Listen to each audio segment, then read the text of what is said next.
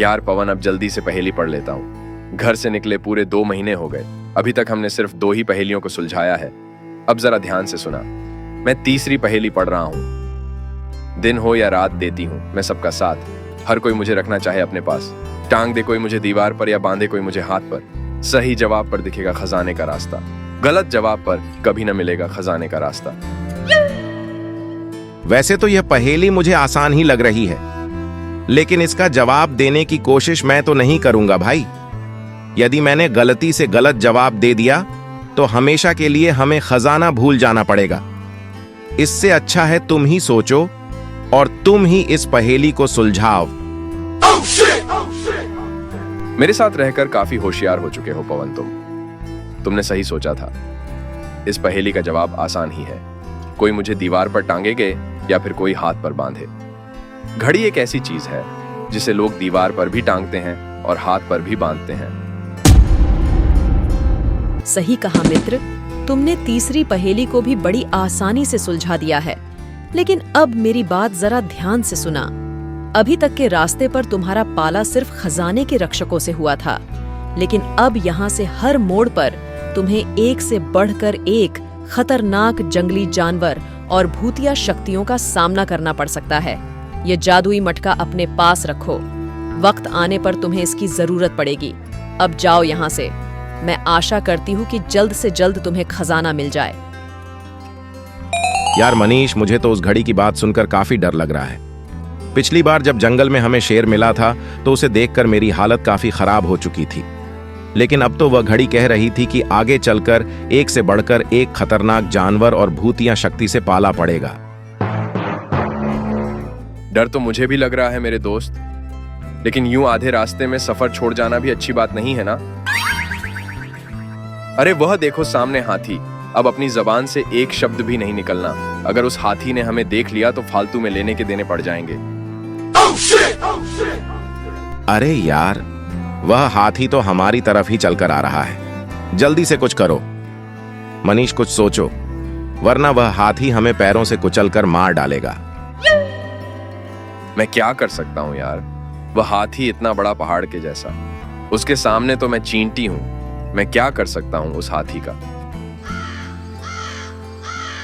याद आ गया, हमें उस जादुई मछली ने चिराग दिया था ना। मैं उस चिराग को एक बार घिस कर देखता हूँ। मनीष जैसे ही उस जादुई चिराग को घिसता है, उसमें से एक जिन बाहर आकर, कहो मेरे मालिक, ये कालू जिन आपकी क्या मदद कर सकता है? मुझे बड़ी खुशी होगी आपकी सेवा करने में। यार मनीष, अपने तो नसीब ही खुल गए। अब तो हमें किसी चीज से डरने की आवश्यकता ही नहीं रही। अब यह कालू जीन ही हमारी नया पार कर देगा। तुम जरा अपनी बकवास बंद रखोगे या फिर उस हाथी से कहकर तुम्हें उसके पैरों से कुचलवा दूं? सुनो कालू, जिन मुझे अपना मालिक नहीं दोस्त समझो, और दोस्त होने के नाते ही हमारी रक्षा करो।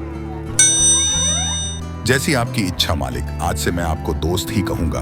तो अब बताओ क्या परेशानी है तुम्हें? किस चीज से रक्षा करूं मैं तुम्हारी? तुम जरा पीछे मुड़कर उस जंगली हाथी को देखो, वह हमारी ओर ही चलकर आ रहा है। अगर वह हमारे पास पहुंच गया तो अपने पैरों से हमें कुचलकर मार डालेगा। बस इतनी सी बात। तुमने मेरी बातें तो सुन ली, अब तुम मेरा कमाल देखना। वह जिन अपनी जादुई शक्ति से उस विशाल हाथी को एक झटके में उठाकर दूर फेंक देता है। तुम अब आगे बढ़ सकते हो मेरे दोस्त, रास्ता साफ है। मैं थोड़ा थक गया हूँ, अब मैं चलता हूँ, मुझे आराम करना है। इतना कहकर वह जिन फिर से अपने चिराग में वापस चला जाता है। मनीष और पवन भी आगे के सफर के लिए रास्ते पर निकल पड़ते हैं।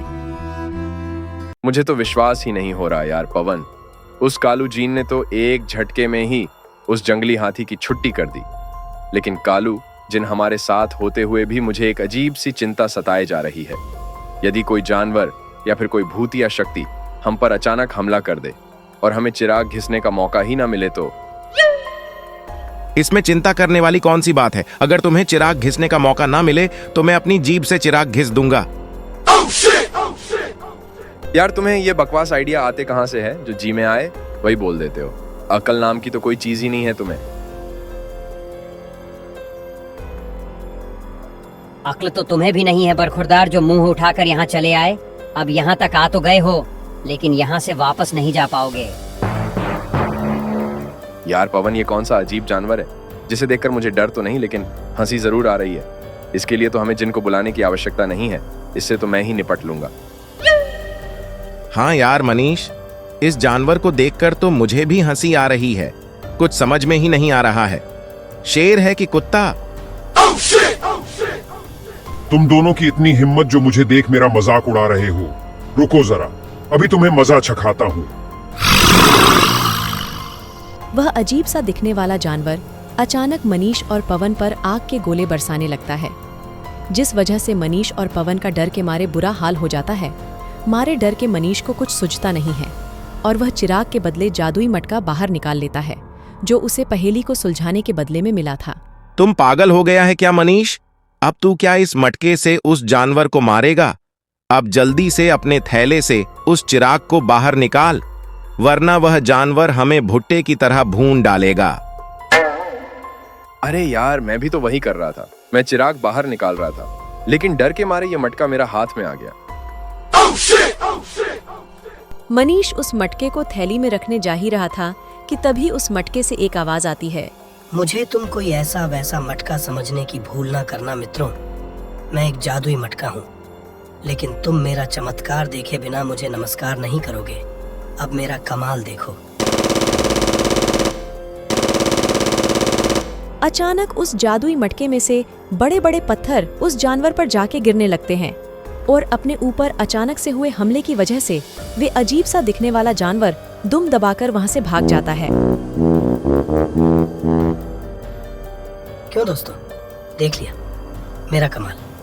अब चाहे तो तुम मुझे अपने थैले में रख सकते हो, और हाँ, जरूरत पड़े तो मुझे एक आवाज देना, मैं दौड़ा दौड़ा चला आऊंगा।